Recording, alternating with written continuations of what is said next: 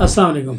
बहुत सारे लोगों का सवाल होता है कि हम किस टाइम फ्रेम पर ट्रेड लगाएं, हमारे लिए कौन सा टाइम फ्रेम बेस्ट है ट्रेडिंग के लिए। क्योंकि आप मीम्स भी बहुत सारे बनी होती हैं कि जी अगर आप 5 मिनट पे 5 मिनट के टाइम फ्रेम पे देखते हैं तो आपको बाय नज़र आ रहा होगा। उसी तरह अगर आप 15 मिनट या 1 आवर पे ट्रेड लगा रहे होते हैं तो आपको सेल नज़र आ रहा होता है। ट्रेडर इसमें बड़ा कंफ्यूज हो जाते हैं।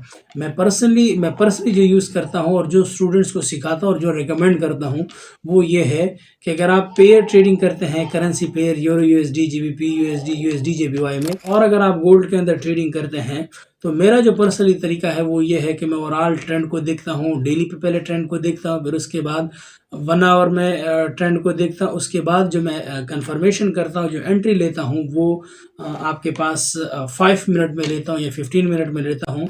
मार्केट अगर बहुत ज़्यादा रैपिड है तो मैं फिर 5 मिनट की तरफ आ जाता हूँ। अगर आपके पास लो है तो मैं फिर 15 मिनट की तरफ आ जाता हूँ। उसमें होता यह है कि फिर आपको स्टॉप लॉस लगाने में आसानी होती है। ये टाइम फ्रेम जो है मैं टाइम फ्रेम के बारे में एक स्टेटमेंट स्टूडेंट्स को बताता हूँ कि जितना बड़ा टाइम फ्रेम होगा उतनी ज़्यादा उसकी एक्यूरेसी होगी और उसकी प्रोबेबिलिटीज़ जो कन्फर्मेशंस होंगी वो उतनी स्ट्रांग होगी।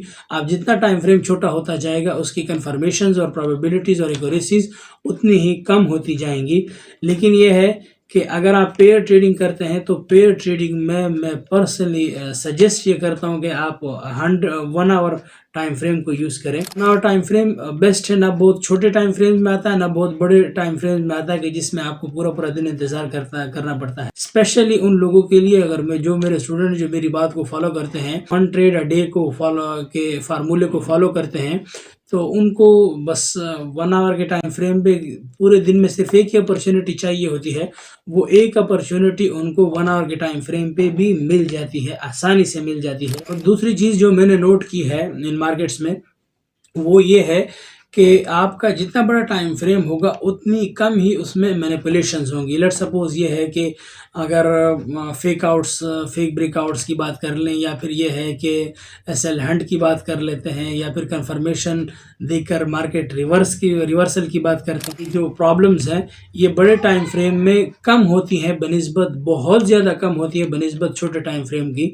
आप अगर 1 मिनट के टाइम फ्रेम की बात करते हैं, 5 मिनट की, तो आप जितना टाइम फ्रेम बढ़ाते जाएंगे आपको उतनी ही ज़्यादा स्ट्रांग कन्फर्मेशन मिलेंगी।